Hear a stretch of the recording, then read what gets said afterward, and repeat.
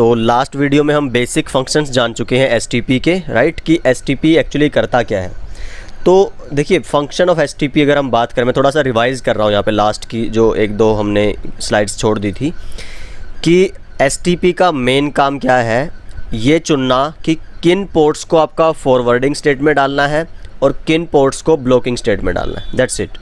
तो ऐसा भी नहीं है कि इतने ज़्यादा पोर्ट्स ब्लॉक हो जाएं कि आपको एंड टू एंड कनेक्टिविटी ना मिले अपने स्विचेस के नेटवर्क में, राइट। और ऐसा भी ना हो कि इतने कम पोर्ट्स आपके डिसेबल्ड या आपके नॉट फॉरवर्डिंग या ब्लॉकिंग स्टेट में रहें कि आपके लूप के चांसेस क्रिएट हो जाए, राइट। तो आपको वो एसटीपी एक परफेक्ट बैलेंस बना के देता है नेटवर्क में, ओके। तो इसके बाद देखिए एसटीपी क्यों यूज़ करें, कुछ हद तक हम बात कर चुके हैं, बट जैसे मैंने बोला ये स्लाइड मिस हो गई थी तो आप देख लेना, ये मैं थ्योरेटिकली बता चुका हूँ आपको। लेकिन हाँ, मैक टेबल की इंस्टेबिलिटी नहीं बताई थी मैंने आपको। जैसे ही मान लीजिए, जैसे हमने ये वाला एक कल डायग्राम देखा था, इसमें जब हमने नो स्पैनिंग ट्री VLAN 1 की कमांड रन की थी तो क्या हो रहा था, ये जो स्विच था इन दोनों को फॉरवर्ड कर रहा था अपने फ्रेम्स, ये इन दोनों को फॉरवर्ड कर रहा था। अभी होता क्या, देखिए स्विच क्या करता है, अपनी मैक टेबल की एंट्री क्रिएट करता है। अभी मान लो FA0/2 पे कोई और मैक था, लेकिन फिर से इसने दोबारा से एक फ्रेम भेजा, इसने उसको अपडेट किया। FA0/3 पे कोई और मैक था, इसने दोबारा से कोई फ्रेम ब्रॉडकास्ट किया, इसने अपडेट किया। मीन्स बार बार मैक एड्रेस की एंट्रीज चेंज हो रही है। उससे क्या है, आपकी जो स्विचेस की परफॉर्मेंस है उस पर फ़र्क पड़ता है, जो एंड डिवाइसेस परफॉर्म कर रहे हैं इनकी प्रोसेसिंग पे फ़र्क पड़ता है, राइट। तो लूप और ये जो सब फिनोमिना है, इसलिए बोलते हैं कि बहुत आपके डेंजरस होते हैं नेटवर्क के लिए, परफॉर्मेंस के लिए खासकर, ओके। तो अभी हम बात करते हैं एसटीपी कन्वर्जेंस, किसको बोलते हैं कन्वर्जेंस। देखिए हमने OSPF में भी इसके बारे में आई थिंक बात की थी कि कन्वर्जेंस होता है, मान लो आपके नेटवर्क में जितने भी राउटर्स हो, अगर मैं राउटर की टर्म में बात करूं, तो उनमें अगर आपने OSPF रन कर दिया तो कितना टाइम लगता है सारे राउटर्स एक दूसरे के जो अपडेट्स थे, प्रीफिक्सेस थे, उनको अपनी राउटिंग टेबल, टोपोलॉजी टेबल और नेबर टेबल में अपडेट करने में, राइट। तो वो जो टोटल टाइम है that is your convergence time. और कन्वर्ज स्टेट का मतलब क्या हुआ कि राउटर्स के अंदर सारे के सारे राउटर के पास सेम टोपोलॉजी डाटाबेस रहे OSPF का, सब लिंक्स रहे, सब रूट्स रहे, that is your convergence, right. Means आप full end to end connectivity आपको अचीव हो चुकी है। STP में भी अगर आप बात करें, जैसे इसमें कन्वर्जेंस का मतलब क्या हुआ कि अगर आप जैसे इसको रीलोड करें, मैं अगर इस पैकेट ट्रेसर की टोपोलॉजी को ऑफ करके मान लो बंद करके दोबारा ओपन करूं, आपको पता है ये सारे आपको पहले रेड कलर मिलेगा, फिर आपको ये धीरे धीरे एम्बर या ऑरेंज कलर के मिलेंगे, फिर आपको ग्रीन कलर मिलते। मीन्स कितना टाइम लगता है, वो टाइम आपका कहलाता है कन्वर्जेंस टाइम। तो अभी ये वाली जो टोपोलॉजी है फुली कन्वर्ज्ड है, जो आपके ब्लॉकिंग स्टेट में डालने थे वो लिंक ब्लॉक्ड है, और जो फॉरवर्डिंग स्टेट में आने थे वो फॉरवर्ड है। चलिए, तो इसको बोलते हैं आपका कन्वर्जेंस। तो स्विचेस के अंदर टिपिकली हमने बात की थी कितना टाइम लगता है, 30 to 50 सेकेंड। तो जब हम टाइमर पढ़ेंगे STP के, उसमें डिस्कस करेंगे कि 30 या 50 कितना, राइट। तो क्या फ़र्क है दोनों में, ओके। अभी आता है most important part about STP। अभी तक तो हमने सिर्फ जाना STP की वर्किंग और इसका बेसिक फिनोमिना, बैकएंड पे क्या हो एक्चुअली चल क्या रहा है। अभी आपसे इंटरव्यू में क्या पूछा जाएगा कि चलिए आपने बोल दिया STP लेयर 2 की एक ऐसी ओपन स्टैंडर्ड प्रोटोकॉल है जो लूप प्रिवेंट करती है, ब्रॉडकास्ट स्टॉर्म को रोकती है, मैक टेबल की इनकंसिस्टेंसी को रोकती है, लेकिन कैसे। तो वो जो हाउ वाला क्वेश्चन है वो हम डिस्कस करने वाले हैं, उसका आंसर वर्किंग ऑफ STP में, राइट। चलिए ठीक है, तो इसके लिए क्या करता है STP, एक रूट ब्रिज को सिलेक्ट करता है। देखिए यहाँ पे अगर मैं बात करूँ इन तीनों स्विचेस में, ये बिल्कुल बेसिक सा एक टोपोलॉजी, फिर हम एडवांस भी करेंगे। इनके अंदर हमने बात की थी लास्ट वीडियो में, जब भी एक सोर्स से लेके डेस्टिनेशन पे जाने का एक से ज़्यादा रास्ता हो, जैसे ये भी एक रास्ता है और ये भी एक रास्ता है, किसी भी साइड से फ्रेम जा सकता था, तो लूप बनता था, राइट।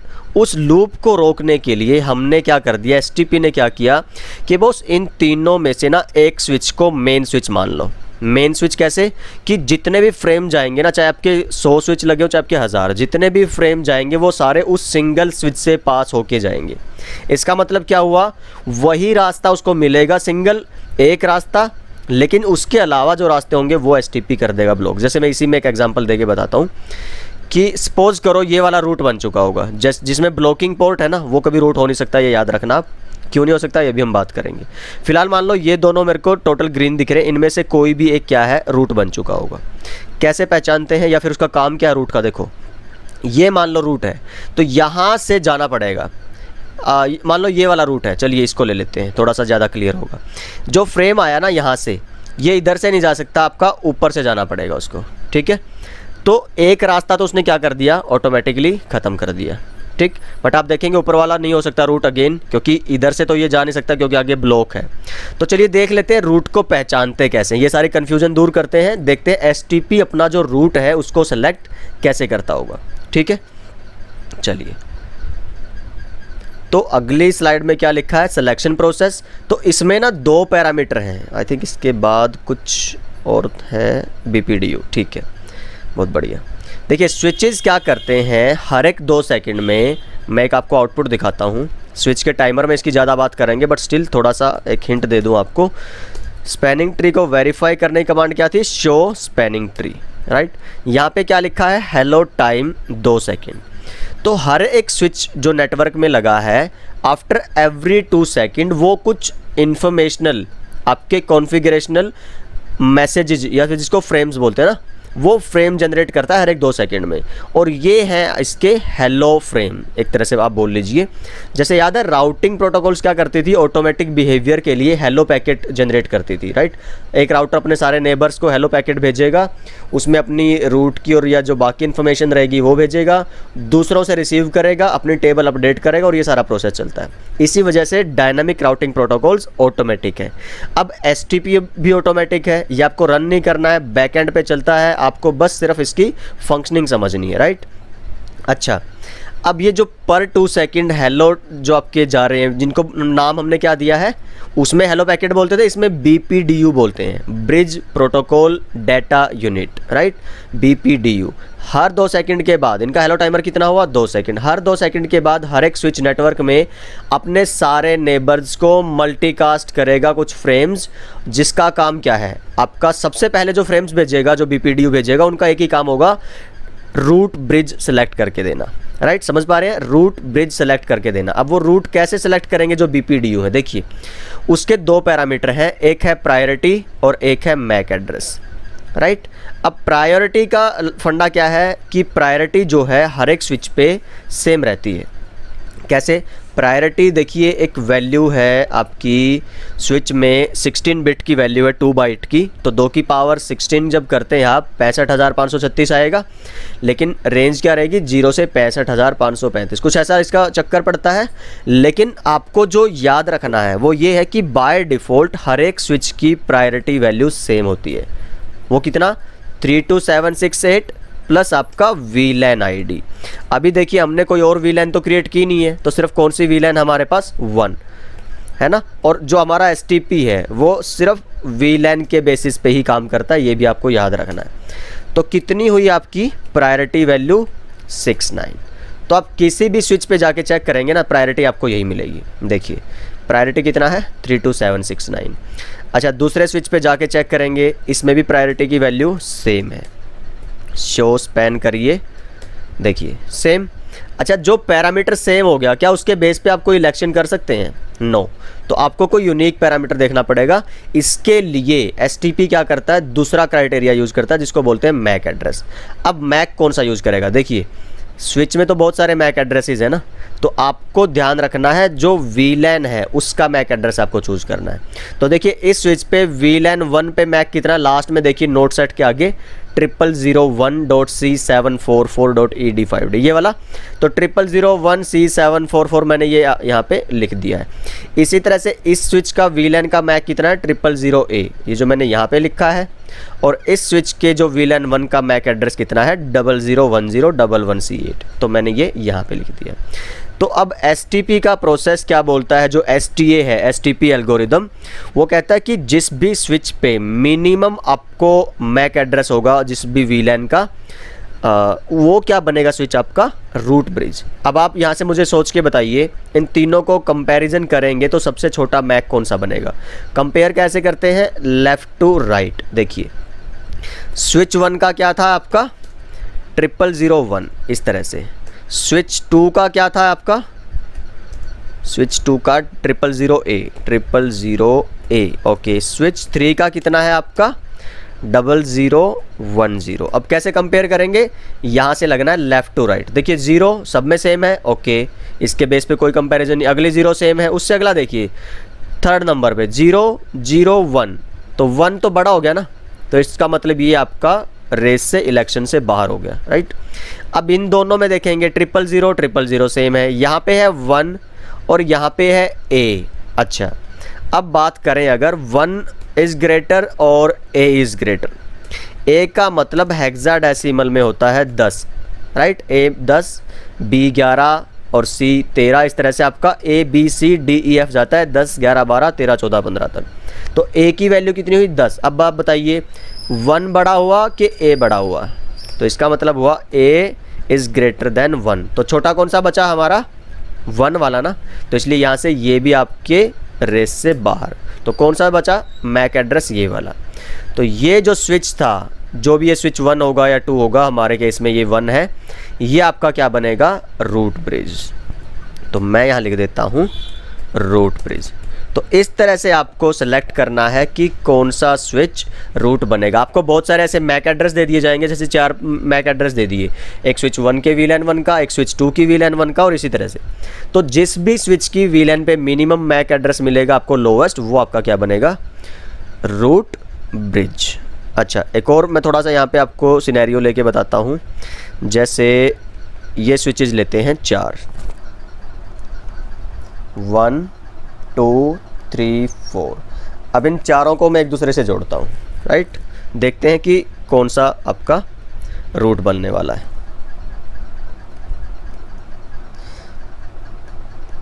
तो अभी मैं सिर्फ सिंगल लिंक यूज़ कर रहा हूँ ओके। आप बाकी और भी लूप के सिनेरियो देखने के लिए बाकी लिंक भी ले सकते हैं, बट अभी मैं सिर्फ सिंगल से आपको एक जस्ट ये क्लियर कर रहा हूँ कि रूट का सिलेक्शन कैसे होता है। बस इस वाली वीडियो का जो मेन टारगेट हमारा क्या रहेगा कि रूट का सिलेक्शन क्या है ओके। इसके VLAN पे मैक क्या है 0030 ओके, लिख देते हैं 0030। यहाँ पे 0003 ओके, 0003। पूरा लिखने की ज़रूरत नहीं है, जहाँ से भी चेंज आना स्टार्ट हो जाए ना तो बस उधर उतना ही काफ़ी है हमारे लिए। तो इस पे आपका रहेगा 0040। और वैसे ही मैंने आपको बताया था कि जो ब्लॉक में रहेगा ना जिसका किसी कोई भी पोर्ट जिस स्विच का, वो कभी भी आपका रूट नहीं बन सकता।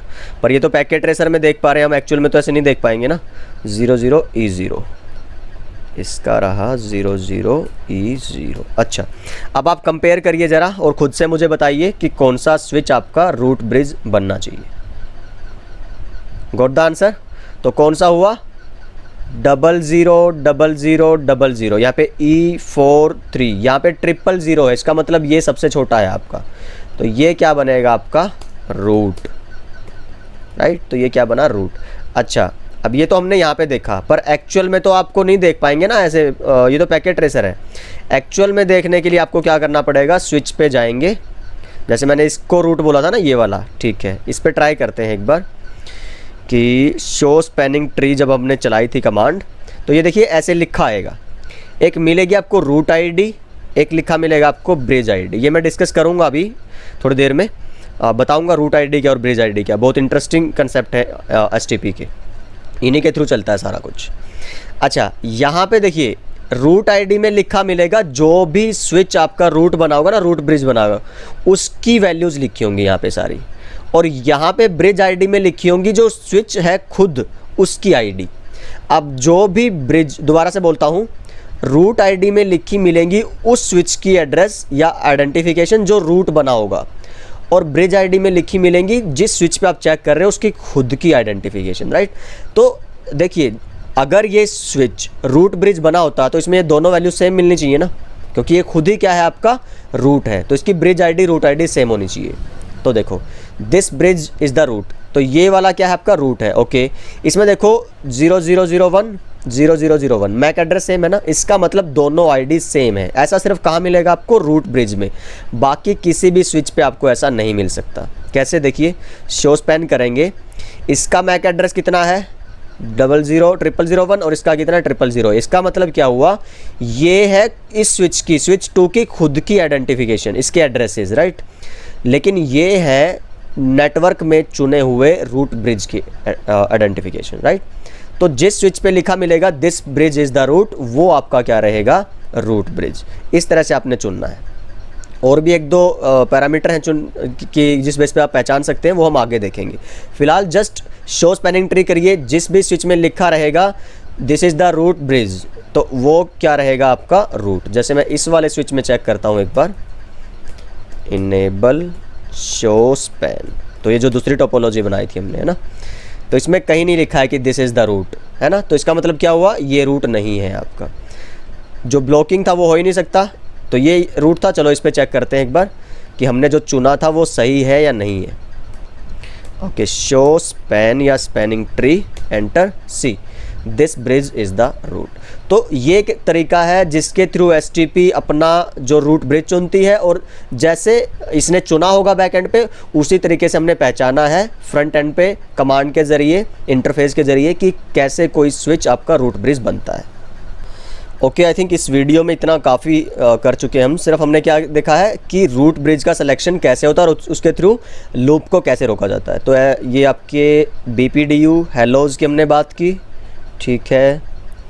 अच्छा, ये थोड़ा सा देख लीजिए एक बार, थोड़ा डीप कंसेप्ट है, बट आई वुड से कि आपको ज़रूर पता रहना चाहिए, क्योंकि CCNP वगैरह भी करना है ना हमें, ठीक है। तो देखिए BPDU जब जाता है उसके अंदर ना 4 पैरामीटर जाते हैं। पहला क्या रहेगा, ब्रिज ID, दूसरा रहेगा root ID, link cost, interface number. अच्छा, थोड़ा सा यहाँ से समझो, जैसे ही ये वाला जो स्विच होगा ना BPDU भेजेगा, तो इसको भी मल्टीकास्ट करता है और इसको भी मल्टीकास्ट। अच्छा, ये एक और क्वेश्चन है, थोड़ा इंटरव्यू जो आपके टफ इंटरव्यूज़ हैं, BPDU किस, हाँ क्या बोलते हैं, किस मैक एड्रेस पे मल्टीकास्ट होता है, ये एक बार गूगल कर लेना, मुझे भी एग्जैक्टली ध्यान नहीं है, राइट। ये वैल्यू है, थोड़ी सी टफ है याद रखना, बट येस आप ज़रूर इसको देख लेना एक बार if you are preparing for some like high level interview, ठीक है। तो क्वेश्चन क्या है, BPDU का जो आपका मल्टीकास्ट मैक एड्रेस है वो क्या रहता है, क्योंकि ये मल्टीकास्ट होंगे। इट मीन्स क्या हुआ, यहाँ पे अगर PC लगा है ना, उसको नहीं BPDU भेजा जाएगा, सिर्फ किसको जाएंगे, जो नेबर स्विचेज़ हैं।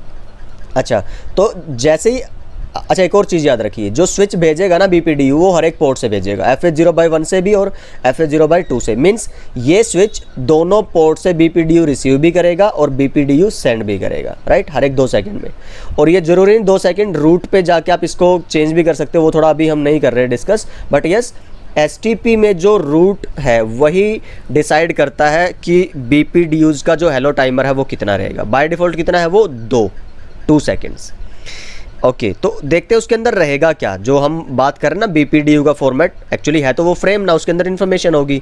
तो कौन सी इन्फॉर्मेशन रहती है, एक ब्रिज ID, एक रूट ID, लिंक कोस्ट और आपका इंटरफेस नंबर, ये कह लीजिए आप एक तरह से। तो मेन क्या है आपका, अभी फ़िलहाल जब हम बात कर रहे हैं लिंक कोस्ट की बात करेंगे आगे, जिसका काम है आपके जो STP के पोर्ट्स हैं उनकी स्टेट्स वगैरह को सेलेक्ट करने में, है ना, वो इस वीडियो में हम नहीं बात कर रहे, नेक्स्ट में बात करेंगे। फिलहाल हम किसकी बात करते हैं, ब्रिज ID और रूट ID की। ब्रिज ID मैंने बता दिया, ये आपका कॉम्बिनेशन है, देखियो एक 6 बाइट का मैक एड्रेस और प्लस आपका 2 बाइट की प्रायोरिटी, तो टोटल क्या हुआ, ब्रिज ID का साइज़ आपका 8 बाइट। ऐसे ही रूट ID भी बनेगी, आपका लिंक कोस्ट। एक और क्वेश्चन ये भी आता है, आप गूगल कर सकते हैं, या फिर हो सकता है हम डिस्कस करेंगे जो हमारे CCNA के इंटरव्यू और के क्वेश्चन आंसर हम करने वाले हैं, वो सीरीज़ हम रखेंगे एक अलग से वीडियोज़ की प्लेलिस्ट बनाऊंगा मैं, मे बी उसमें हम डिस्कस करेंगे कि जो ये आपका BPDU है इसका टोटल साइज़ कितना होता है। एक था मैक एड्रेस मल्टीकास्ट और एक टोटल साइज़, बट यस तब तक के लिए आप गूगल करके देख सकते हैं, इंटरेस्टिंग क्वेश्चन हैं ये कुछ, ठीक है। तो ब्रिज ID रूट ID हुआ। ब्रिज ID जो आपकी मैक प्लस प्रायोरिटी, और रूट ID किसको बोलते हैं, पूरे नेटवर्क में जो स्विच आपका रूट ब्रिज बना होगा उसकी जो ब्रिज ID है उसको क्या बोलते हैं, आपका रूट ID। तो जब शुरू में ये सारे हेलोज सारे BPDU शेयर करे होंगे, स्विच 1 ने पहला BPDU भेजा अपने पहले इंटरफेस से, ऐसे ही स्विच 1 ने दूसरा BPDU भेजा होगा अपने दूसरे इंटरफेस से, राइट, दूसरा नहीं पहला ही BPDU, सॉरी बिल्कुल पहले वाला, जितने भी इंटरफेसेज होंगे सबसे भेजेगा। ऐसे स्विच 2 भेजेगा, स्विच 3 भेजेगा। ठीक है, इसमें सिर्फ लिखा है मैंने, ये देख लीजिए आप एक बार जो मैंने थियोरेटिकली बताया था आपको। अच्छा, root bridge election using BPDU, देखिए मैंने मान लिया है यहाँ पे सिर्फ ये थ्योरेटिकल वैल्यूज़ लिखी हुई हैं। प्रायोरिटी बाय डिफ़ॉल्ट वाली ये थी, 9 आएगी वैसे यहाँ पे ना, 769 प्लस 1 भी होगा VLAN ID, 000A, 000B, 000C। अच्छा, बहुत इंटरेस्टिंग शुरू में क्या रहेगा, मान लीजिए जैसे कोई इलेक्शन हो रहे हैं गांव में, सरपंच के या फिर शहर में मेयर के इलेक्शन होते हैं, 3 लोग खड़े हैं अगर वो आपके कैंडिडेट्स हैं, हर कोई शुरू में क्या मानता है कि भाई मैं ही होने वाला मेयर हूँ या मैं ही होने वाला सरपंच हूँ। सिंपल सी बात है। तो यहाँ से देखिए ब्रिज ID और रूट ID सेम मिलेंगी बिल्कुल पहले BPDU में, आपको याद रखिएगा। पहला, बिल्कुल पहला BPDU है ये, जो बिल्कुल पहले 2 सेकंड में जैसे आपने स्विच पे कोई डिवाइस लगाया या स्विच को ऑन किया नेटवर्क में लगा के, उस टाइम पे बिल्कुल पहला BPDU। हर कोई अपने आप को क्या मानेगा, रूट ब्रिज, इसलिए ब्रिज ID खुद की ID को ही वो क्या मान के चल रहा है, रूट ID। ओके, बहुत बढ़िया। अभी कॉस्ट वगैरह कुछ नहीं है और वो सारे इंटरफेसेस से भेज देगा। ऐसा ही एक भेजेगा FA 0/1 से, ऐसा एक भेजेगा 0/1, 0/2, लाइक एवरी पोर्ट। अच्छा, जब अगला आपका BPDU आएगा, देखिए BPDU 2, पहले मैंने लिखा था BPDU 1 फ्रॉम स्विच 1, उसमें ये कंपैरिजन हो चुका होगा, सारे के सारे स्विचेस BPDUs रिसीव कर चुके होंगे और वो कंपैरिजन चल रहा होगा अभी एक दूसरे से कि अभी मिनिमम लोअर वैल्यू किस पे है। देखिए A, B और C, A का मतलब 10, B का मतलब 11 और C का मतलब 12। प्रायोरिटी तो सेम थी, इसके बेस पे सिलेक्शन हो नहीं सकता।